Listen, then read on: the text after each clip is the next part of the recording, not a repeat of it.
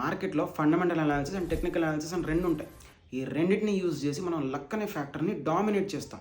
Example, ఒక కాయిన్ని 1000 times toss చేస్తే 500 times heads పడటానికి ఛాన్సెస్ ఉంటాయి, అట్లాగే 500 టైమ్స్ టైల్స్ పడటానికి ఛాన్సెస్ ఉంటాయి. ఇప్పుడు హెడ్స్ అనేది విన్నింగ్ ట్రేడ్స్ అనుకోండి, టైల్స్ అనేది లూజింగ్ ట్రేడ్స్ అనుకోండి. సో ఇప్పుడు ఈ ఫండమెంటల్ అనాలిసిస్ అండ్ టెక్నికల్ అనాలిసిస్ని యూజ్ చేసి ఈ హెడ్స్ పడే ప్రాబిలిటీ అంటే విన్నింగ్ ట్రేడ్స్ ప్రాబిలిటీని పెంచుకుంటాం. అట్లా అని చెప్పేసి 1000కి 1000 ట్రేడ్స్ మనం విన్నింగ్ ట్రేడ్స్ చేసుకోవడానికి కాదు ఈ అనాలిసిస్, అసలు అట్లా జరగదు కూడా. మరి అసలు ఈ fundamental analysis and technical analysis అంటే ఏంటంటే, ఫండమెంటల్ అనాలిసిస్ అంటే న్యూస్ బేస్డ్ అనాలిసిస్ అనమాట. లెట్స్ టేక్ గవర్నమెంట్ కొన్ని అప్డేట్స్ తీసుకొచ్చింది అనుకోండి, సో దానివల్ల ప్రైస్ ఇలా మూవ్ అవ్వచ్చు అని చెప్పేసి ఒక అనాలిసిస్ అనమాట. అట్లాగే వార్ వచ్చింది అనుకోండి, సో దానివల్ల ప్రైస్ ఇలా మూవ్ అవ్వచ్చు అని చెప్పడం. సో ఇదంతా ఫండమెంటల్ అనాలిసిస్ అనమాట.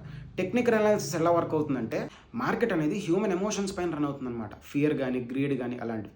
ఇలా మన అందరి ఎమోషన్స్ని కంబైన్డ్గా రిప్రజెంట్ చేసే డేటానే చార్ట్ డేటా. అందుకనే మార్కెట్ని కలెక్టివ్ ఇంటెలిజెన్స్ అంటారనమాట. అలా మన హ్యూమన్ ఎమోషన్స్ ద్వారా తీసుకున్న ట్రేడ్స్ అన్నిటినీ కంబైన్డ్గా ఈ చార్ట్ అనేది కొన్ని ప్యాటర్న్స్ని ఫామ్ చేస్తుంది అనమాట.